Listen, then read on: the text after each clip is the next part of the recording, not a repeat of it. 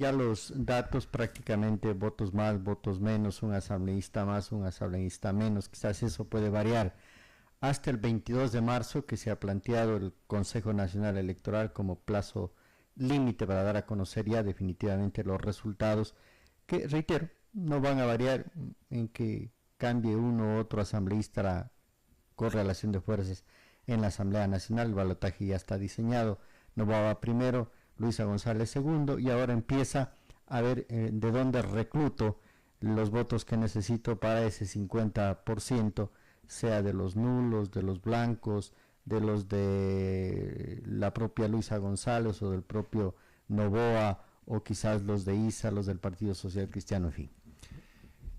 Así es, yo creo que lo que inicialmente se pensaba antes de la novelería de los últimos 15 días o 8 días, efectivamente es una campaña polarizada entre dos fuerzas políticas y el resto está muy distante. No obstante, hay dos organizaciones políticas o dos candidaturas que sobresalen del 1%, es decir, que superaron esa barrera del 1%, que es humillante además, para 12 candidaturas presidenciales. Pero bueno, en todo caso ahí hay un poco de electorado que obviamente también tendrá que decidirse en su momento. Hay que hacer una primera reflexión. En el Ecuador ya ha quedado demostrado que no hay el tal en 12 de votos, definitivamente. Es decir, que hoy día se reúna la CONAIE, Pachacuti, y diga voy a apoyar a Noboa o voy a apoyar a Luisa González, eso puede influir, pero a lo mejor en la militancia activa, más orgánica. Ya se ha demostrado, por ejemplo, que los indígenas votan con su candidato, sí, pero en la segunda vuelta ellos optan por quien creen conveniente. Ya lo vimos en el caso de Guillermo Lasso, por ejemplo. Todas esas provincias mayoritariamente de población indígena votaron por Guillermo Lasso. El fenómeno se repitió en las anteriores elecciones cuando apoyaron a Noboa. Entonces, ese sector se entiende que ideológicamente, por estar radicalizados sus dirigentes, y sobre todo de ISA, que es el más radical, deberían ideológicamente irse hacia Luisa, pero, repito, eso no se va a dar en esa forma. Entonces es especular, decir, entonces sumémosle ese 5 y pico % a Luisa y con eso ya va a ganar la presidencia. No es tan así.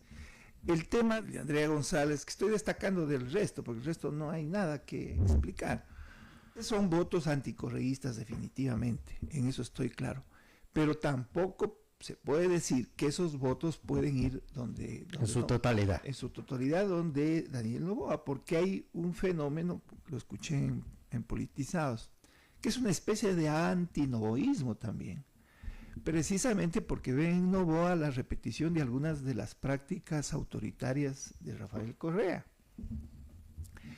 que es lamentable, ¿no? Que a veces hemos destacado aquí como negativo y que le ha costado en estas elecciones al candidato presidente a lo mejor no pasar en forma directa. El Partido Social Cristiano hizo su pronunciamiento ya. El Partido Social Cristiano, aunque está en ese grupo de rarísimo, ¿no? Por primera vez el Partido Social Cristiano no supera el 1%. En ese grupo de perdidos. En ese grupo de 12 humillados, digamos. Hizo un pronunciamiento indicando que no iría con Luisa González. No dijo tácitamente que iría con Noboa, pero que con González no iría. Sí, se entiende que la militancia orgánica que ha quedado de esos partidos tradicionales sí votaría por Noboa. Pero bueno, eso es especular. Este rato están separados por menos de 20,000 votos, más o menos 45%, digamos así. Es decir, necesita alguien de los dos 6%. ¿En dónde están esos votos? Esos votos están nulos y blancos. A eso iba. Están obviamente distribuidos en ISA, distribuidos en Andrea González y en los 12 perdedores de año. Pero hay otro sector importante que estaba revisando, que son más o menos el 10% del electorado. Sí, 1.300.000 más o menos. Sí, entonces, ahí habría que revisar, analizar Bueno, el histórico dice que descienden, es decir, Sí. el porcentaje de blancos desciende el porcentaje que hubo de la primera a la segunda vuelta. Entonces, ahí hay un grupo importante de electores que ahora se van a pronunciar. Mucha gente dice, frente a esta grosería, a esta burla a la democracia de tener una sábana de 16 candidatos donde no conozco a nadie, yo ni siquiera voy a votar. El ausentismo es otro problema. Actualmente nada está dicho. Estamos en un empate técnico y probabilidades de ganar tiene el uno y tiene el otro. Irán sumando voto a voto, uno, otro.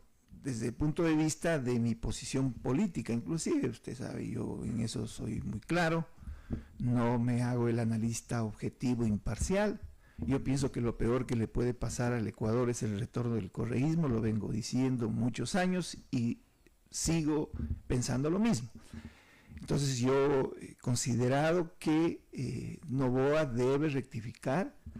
No sé qué va a pasar y ahí va a venir el primer problema y es el tema de la licencia. O sea, ahí analicemos las posibilidades de campaña segunda vuelta electoral. Así mismo. Luisa González la tiene facilita. No tiene ningún problema en recorrer el país 1, 2, 3, 10 vueltas si quiere darse en avión. Si lo tiene, puede hacer lo que quiera, aunque todavía no empieza la campaña, solo son 15 días. Pero en esta pre-campaña electoral puede hacer lo que quiere. Noboa no, aunque Noboa tiene el poder. Claro. Que le puede servir, pero de todas maneras estarán pendientes de ver cómo lo utiliza. Ahora, enviar a los ministros a cada campaña no surte efecto. No, es el candidato el que tiene que estar puerta a puerta, parroquia por parroquia, si es posible, provincia por provincia. La primera, como usted dice, vamos a ver si pide licencia. Ese es un elemento muy importante. Muy importante, bueno, en el caso que usted estaba señalando, a los ministros más bien debería tenerlos amarrados o escondidos, que no salgan. Tiene unos voceros fatales, pésimos, ¿no? Ventajosamente por ahí lo tienen, últimamente no ha salido de la Gasca, que era la estrella del gobierno, y creo que es uno de los voceros más negativos. Digamos que la libertad que tiene Luisa para hacer campaña se compensa precisamente con la condición de presidente de la República, porque obviamente, mire, recién ayer hubo la entrevista en Telecentro con Caterva. Fíjese que lo hace en su condición de presidente de la República, pero es un mensaje político, está llegando políticamente a sus votantes, a sus electores, porque es completamente difícil que se desdoble en dos personalidades, la una como candidato y la otra como presidente. Sí, pero ¿quién ve TC Televisión también?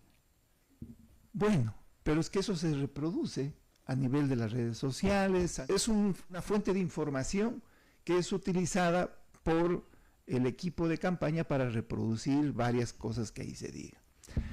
Ahora, una decisión importante es el tema de la licencia, no solamente por el efecto que se pueda generar en la campaña electoral. O sea, por la necesidad de que él esté presente, más allá de lo legal. Además, porque no puede sacar una licencia por horas, digamos. Son 15 días full. Así es. Ahora, el asunto es que no puede cometer una barbaridad, porque si se va 15 días de licencia y deja a la ministra de vicepresidenta, no sé, yo creo que ahí deberían dialogar de alguna manera para solucionar ese problema, que la señora se vaya a Turquía, como es la condición por lo que supuestamente ha sido declarada en ausencia temporal, y el día que el otro pide licencia dicta su primer decreto y asume la presidencia. Hay que ver que hay un actor que se llama Nubia Vera, que está atrás de que se le entregue el despacho a la señora vicepresidenta. La jueza, dice usted. Y le ha dado ya un término hasta mañana para que lo haga. Yo creo que debería hacerlo porque si algún cuestionamiento ha tenido Daniel Noboa es precisamente la reiterada violación al ordenamiento jurídico. Esto hay que reconocerlo, enmendarlo. Y personalidades así es complicado, ¿no? A veces la soberbia es más grande que la razón. Y ojalá esto no le cueste al Ecuador el retorno al correísmo, repito, que es lo peor que le puede pasar. Porque Verónica Abad puede al siguiente día firmar el salvoconducto, entregárselo a Glass, darle un avioncito, que venga un avión de México y se fue. Pero eso sería fatal para las elecciones. Vea, yo tampoco creo que la señora va en 15 días a acabar con este país. Pero puede. Pero no creo que se ponga en ese plano, porque la señora tendría su oportunidad histórica de en 15 días hacer una gestión decorosa para que no quede para la historia como una traidora a los intereses del país. ¿Pero qué puede hacer en 15 días? ¿Qué gestión de Nada no puede hacer, pero por lo menos tener el país tranquilo, sin alborotos. Sin alborotos, es su función, es decir, ahí llamar a una rueda de prensa, hablar sobre el bien y el mal, más o menos, ¿no? La necesidad de que los ecuatorianos democráticamente se pronuncien. Bueno, veamos, yo lo veo difícil, pero veamos, todo eso puede influir a la hora de la hora en las elecciones. Mire, hay un importante sector de las redes sociales, eso se puede ver en redes sociales, que actúa independientemente, por ejemplo, de las directrices de Noboa, pero que actúa y le hacen, ¿qué le puedo decir?, la campaña a Noboa. Le hacen la campaña a Noboa, porque hay un fuerte grupo de personas activas en redes sociales que son anticorreístas y consideran, así como yo, que lo peor que le puede pasar al país es el retorno del correísmo. Y estos actúan replicando toda la información que obviamente permite que el Ecuador no se olvide de lo que fue el correísmo. O sea, estamos frente a dos alternativas, digámoslo así. La una ya la estamos conociendo y le daríamos 4 años más, si no se porta bien se va. El problema con el socialismo del siglo XXI es que si regresa el correísmo al país, no se va a ir nunca. Y eso lo podemos ejemplificar con lo que ha pasado en Venezuela. Inclusive unas elecciones democráticas con sus mismos juegos, sus mismas reglas. Sin embargo, Maduro desconoció todo eso y sin enseñar una sola acta, el señor sigue ejerciendo la presidencia de la República para vergüenza de lo poco que queda de democracia en América Latina. Tendrá que hacerse asesorar, tomar una decisión, porque lo otro ya no puede decir que encarga jueves, viernes y sábado y domingo retoma nuevamente el poder, como estaba haciendo en la primera vuelta electoral. Es decir, encargarle nuevamente, a pesar de que la Corte Constitucional ya le observó. ¿Pero qué? Le observó el decreto. El decreto. La Corte se lavó las manos. Es más o menos como decir, no me quiero meter en problemas, no sea cosa que me llamen a una asamblea constituyente de plenos poderes y ya me quede sin puestito. Los jueces piensan así también. Parece que no tienen capacidad para buscar trabajo en otro lado. A pesar de que algunos tienen que irse ya. Y a pesar que tienen un mes tienen que estar fuera. Así mismo es. Y eso es lo menos malo que tenemos dentro de la institucionalidad democrática, porque eso hay que reconocer también. O sea, ahí no se ha hablado de corrupción, se ha hablado de ideologización de ciertos jueces. Y hay cosas que no nos gustan, porque creo que está contra la tradición, contra inclusive las principales normas constitucionales, pero bueno, no hay corrupción como sí se ha demostrado en los jueces del sistema de justicia ordinario. Viene el problema de la asamblea, ¿cómo lo van a manejar? Bueno, eso será después. Eso será después, 14 de mayo. Efectivamente, pero usted tiene una asamblea este rato en manos del correísmo que lo va a estar complicando, sobre todo si no saca licencia. Aunque no puede pronunciar, sí intentaron, pero se dieron cuenta que ya era una inconstitucionalidad llamarlo y decirle ven para que pidas licencia y mandarte a tu casa, no. Ah, no, eso tampoco.